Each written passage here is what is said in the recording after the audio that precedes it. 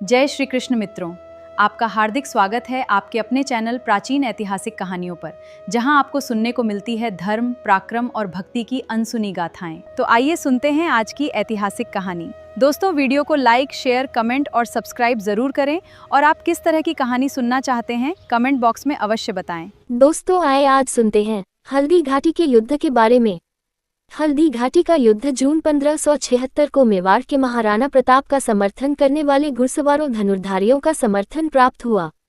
ये युद्ध राणा की सेना और मुगल सम्राट अकबर की सेना के बीच लड़ा गया था, जिसका नेतृत्व आमेर के राजा मान सिंह प्रथम ने किया था।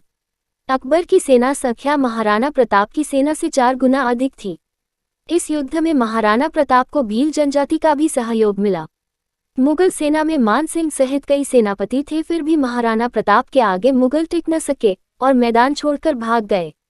चारण रामाजी सांधु महाराणा प्रताप की सेना के सेनानायक के रूप में हल्दी घाटी के युद्ध में उपस्थित थे। उन्होंने बड़ी वीरता से युद्ध किया तथा मुगल सेना को सर्वाधिक क्षति पहुंचाने वाले दल के सेनानायक थे। 1568 में चित्तौड़गढ़ की विकट घेराबंदी ने मेवाड़ की उपजाऊ पूर्वी बेल्ट को मुगलों को दे दिया था। हालांकि बाकी जंगल और पहाड़ी राज्य अभी भी राणा प्रताप के नियंत्रण में थे। मेवाड़ के माध्यम से अकबर गुजरात के लिए एक स्थिर मार्ग हासिल करने पर आमादा था, लेकिन महाराणा प्रताप की प्रबल शक्ति के कारण कभी आगे नहीं बढ़ पाया। जब 1572 में प्रताप सिंह राणा को राजा का ताज पहनाया गया, तो अकबर ने कई दूतों को भेजा और महाराणा प्रताप को इस क्षेत्र के कई अन्य राजपूत नेताओं की तरह एक जागीरदार बनाने का प्रस्ताव दिया। लेकिन महाराणा प्रताप ने अकबर के प्रस्ताव को व्यक्तिगत रूप से स्वीकार करने से इनकार कर दिया, तो युद्ध अपरिहार्य हो गया। लड़ाई का स्थल राजस्थान के गोगुंदा के पास हल्दी घाटी में एक संकरा पहाड़ी दर्रा था। 18 जून 1576 को महाराणा प्रताप ने लगभग 1900 घुड़सवारों, पैदलों एवं 1000 भील धनुर्धारियों के बल को मैदान में उतारा। दूसरी ओर मुगलों का नेतृत्व आमेर के राजा मान सिंह ने किया था, जिन्होंने लगभग 5000 योद्धाओं की सेना की कमान संभाली थी। 3 दिन तक चले युद्ध में निर्णायक जीत किसी की नहीं हुई।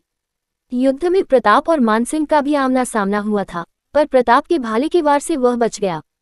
महाराणा प्रताप की सेना के आक्रमण का वेग इतना तीव्र था कि मुगल सैनिक जान बचाकर बनास के दूसरे किनारे 10 से 15 किलोमीटर दूर तक भाग खड़े हुए।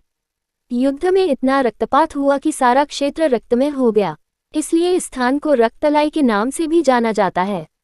1583 की विजयादशमी को प्रताप ने दिवेर में मुगल सेना पर निर्णायक आक्रमण करके मुगलों को बुरी तरह पराजित किया और उसे मेवाड़ से स्थायी रूप से खदेड़ दिया। सभी 36 स्थानों से मुगल सैनिक भाग खड़े हुए। इस युद्ध में अमर सिंह ने मुगल सेनापति पर भाले से इतना जोरदार प्रहार किया कि उसे भेदते हुए भाला जमीन में धंस गया। दिवेर ने युद्ध में अमर सिंह के आगे आत्मसमर्पण कर दिया। सिंहासन पर पहुंचने के बाद अकबर ने मेवाड़ को अपवाद के साथ राजस्थान में अग्रणी राज्य के रूप में स्वीकार किए जाने के साथ अधिकांश राजपूत राज्यों के साथ अपने रिश्ते को स्थिर कर लिया था। मेवाड़ के महाराणा प्रताप, जो प्रतिष्ठित सिसोदिया वंश के प्रमुख भी थे, उन्होंने मुगल के सामने प्रस्तुत करने से इनकार कर दिया था। इसने 1568 में चित्तौड़गढ़ की घेराबंदी की थी। उदय सिंह द्वितीय के शासनकाल के दौरान मेवाड़ के पूर्वी भाग में मुगलों के लिए उपजाऊ क्षेत्र के एक विशाल क्षेत्र के नुकसान के साथ समाप्त हुआ। जब राणा प्रताप ने अपने पिता को मेवाड़ के सिंहासन पर बैठाया, तो अकबर ने उनके लिए राजनयिक दूतावासों की एक श्रृंखला भेजी, जिसमें राजपूत राजा को अपना जागीरदार बना दिया। इस लंबे समय के मुद्दे को हल करने की उनकी इच्छा के अलावा अकबर गुजरात के साथ संचार की सुरक्षित लाइनों को अपने नियंत्रण में मेवाड़ के जंगली और पहाड़ी इलाके चाहता था। पहला दूत जलाल खान कुर्ची था, जो अकबर का एक पसंदीदा नौकर था। वो अपने मिशन में असफल था। इसके बाद अकबर ने कछवा वंश के साथी राजपूत अंबर को बाद में जयपुर भेजा, जिसकी किस्मत मुगलों के अधीन थी, लेकिन वह भी प्रताप को समझाने में नाकाम रहे।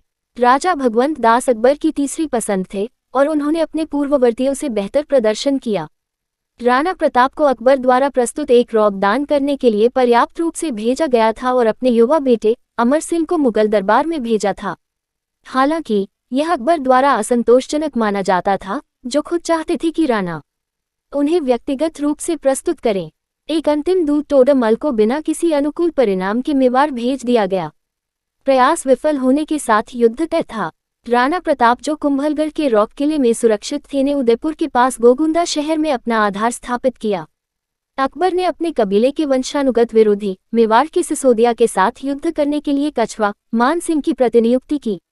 मान सिंह ने मांडलगढ़ में अपना आधार स्थापित किया। जहां उन्होंने अपनी सेना जुटाई और गोगुंदा के लिए प्रस्थान किया।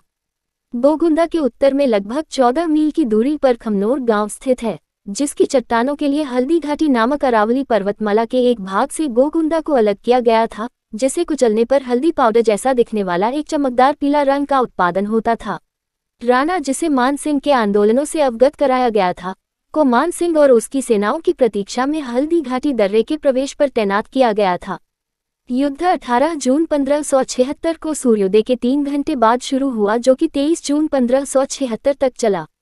राणा प्रताप की अनुमानित 1000 भील धनुर्धारियों की सेना प्रमुख पानरवा के भील राणा पूंजा ने 1000 मजबूत वैन की कमान हकीम खान सूर ने अपने अफगानों के साथ, डोडिया के भीम सिंह और रामदास राठौर जयमल के पुत्र, जिन्होंने चित्तौड़ की रक्षा के साथ की थी। दक्षिणपंथी लगभग मजबूत थे और उनका नेतृत्व ग्वालियर के पूर्व राजा रामशाह तंवर और उनके 3 पुत्रों के साथ मंत्री भामा शाह और उनके भाई ताराचंद ने किया था। अनुमान लगाया जाता है कि लेफ्ट विंग में 4000 योद्धा थे, जिनमें बिदा झाला और उनके वंशज शामिल थे। प्रताप अपने घोड़े के साथ केंद्र में लगभग 1200 सैनिकों का नेतृत्व किया। चारण, पुजारी और अन्य नागरिक भी गठन का हिस्सा थे और लड़ाई में भाग लिया। भील गेंदबाजों को पीछे लाया।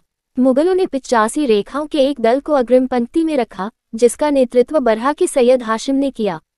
उनके बाद मोहरा था, जिसमें जगन्नाथ के नेतृत्व वाले कछवा राजपूतों के पूरक और बख्शी अली आसफ खान के नेतृत्व वाले मध्य एशियाई मुगलों का समावेश था। माधो सिंह कछवा के नेतृत्व में एक बड़ा अग्रिम रिजर्व आया, जिसके बाद मान सिंह खुद केंद्र के साथ थे। मुगल वामपंथी विंग की कमान बदख्शां के मुल्ला काजी खान, जिसे बाद में गाजी खान के नाम से जाना जाता था, और सांभर के राव लोनकर ने संभाली थी, और इसमें फतेहपुर सीकरी के शेख जादो सलीम चिश्ती के रिश्तेदारों को शामिल किया था। साम्राज्यवादी ताकतों का सबसे मजबूत घटक निर्णायक दक्षिणपंथी में तैनात था, जिसमें बरहा के सैयद शामिल थे। अंत में मुख्य सेना के पीछे मेहर खां के पीछे का पहरा अच्छी तरह से खड़ा था। दोनों सेनाओं के बीच असमानता के कारण राणा ने मुगलों पर एक पूर्ण ललाट हमला करने का विकल्प चुना, जिससे उनके बहुत से लोग मारे गए। हताश प्रभारी ने शुरू में लाभांश का भुगतान किया। हकीम खान सूर और रामदास राठौर मुगल झड़पों के माध्यम से भाग गए और मोहरा पर गिर गए, जबकि रामशाह तोमवर और भामा शाह ने मुगल वामपंथी पर कहर बरपाया, जो भागने के लिए मजबूर थे। उन्होंने अपने दक्षिणपंथियों की शरण ली, जिस पर बिदा झल्ला का भी भारी दबाव था। मुल्ला काजी खान और फतेहपुरी शेख जादों के कप्तान दोनों घायल हो गए, लेकिन सैयद बरहा ने मजबूती से काम किया और माधो सिंह के अग्रिम भंडार के लिए पर्याप्त समय अर्जित किया। मुगल वामपंथी को हटाने के बाद रामशाह तोमवर ने प्रताप से जुड़ने के लिए खुद को केंद्र की ओर बढ़ाया।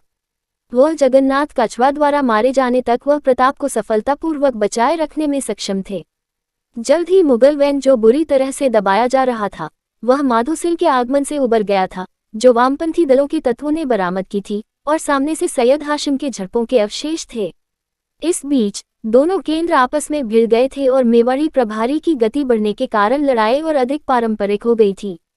राणा सीधे तौर पर मान सिंह से मिलने में असमर्थ थे और उन्हें माधो सिंह कछवाह के खिलाफ खड़ा किया गया था। डोडिया कबीले के नेता भीम सिंह ने मुगलों पर चढ़ने की कोशिश की, परंतु अपनी जान गंवा बैठे। गतिरोध को तोड़ने और गति को प्राप्त करने के लिए महाराणा ने अपने पुरस्कार हाथी लोना को मैदान में लाने का आदेश दिया। मान सिंह के जवाबी हमला के लिए गजमुक्ता को भेजा ताकि लोना का सिर काट दिया जा सके। मैदान पर मौजूद लोगों को चारों ओर फेंक दिया गया, क्योंकि 2 पहाड़ जैसे जानवर आपस में भिड़ गए थे। जब उसके महावत को गोली लगने से जख्मी हुआ तो लोना को ऊपरी हाथ दिखाई दिया और उसे वापस जाना पड़ा।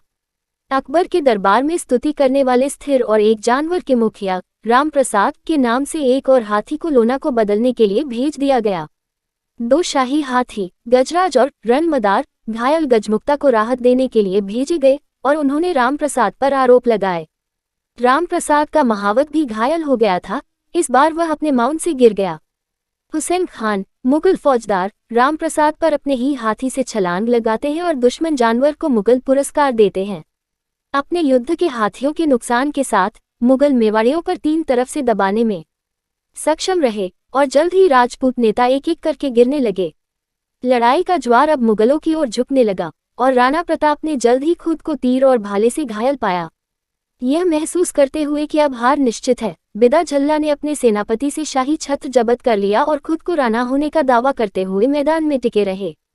उनके बलिदान के कारण घायल प्रताप और करीब 1800 राजपूत युद्ध भूमि से भागने में सफल रहे। राजपूतों की वीरता और पहाड़ियों में घात के डर का मतलब था कि मुगलों ने पीछा नहीं छोड़ा और इस कारण प्रताप सिंह को पर्वतों पर छिपने का मौका मिल गया। रामदास राठौर 3 घंटे की लड़ाई के बाद मैदान पर मारे गए लोगों में से एक थे। राम शाह तोवर के 3 बेटे सलिवाहन, बहन और प्रताप तोवर उनके पिता की मृत्यु में शामिल हो गए। मेवाड़ी सेना के लगभग 9,200 सैनिकों की मृत्यु हो गई, जबकि मुगल सेना के करीब 50,000 सिपाही मारे गए और 3,500 घायल हुए। सरकार के अनुसार आमतौर पर स्वीकार किए गए गणना के अनुसार घायल हुए लोगों की संख्या 3 गुना थी। मारे गए मेवाड़ की सेना ने उस दिन हताहतों की संख्या को अपनी कुल ताकत के 46% तक सीमित कर दिया। दोनों तरफ राजपूत सैनिक थे। उग्र संघर्ष में एक स्तर पर बदाऊनी ने आसफ खान से पूछा कि मैत्रीपूर्ण और दुश्मन राजपूतों के बीच अंतर कैसे किया जाए। आसफ खान ने जवाब दिया, जिसको भी आप पसंद करते हैं, जिस तरफ भी वे मारे जा सकते हैं, उसे गोली मार दे, यह इस्लाम के लिए एक लाभ होगा। के.एस. लाल ने इस उदाहरण का हवाला देते हुए कहा कि मध्ययुगीन भारत में अपने मुस्लिम आकाओं के लिए सैनिकों के रूप में हिंदू बड़ी संख्या में मारे गए। दोस्तों, ये था हल्दी घाटी का युद्ध जो महाराणा प्रताप और मुगलों के बीच हुआ था। मुझे उम्मीद है आपको ये जानकारी पसंद आई होगी। कमेंट बॉक्स में अपनी सुंदर सी समीक्षा देकर जरूर बताएं। धन्यवाद।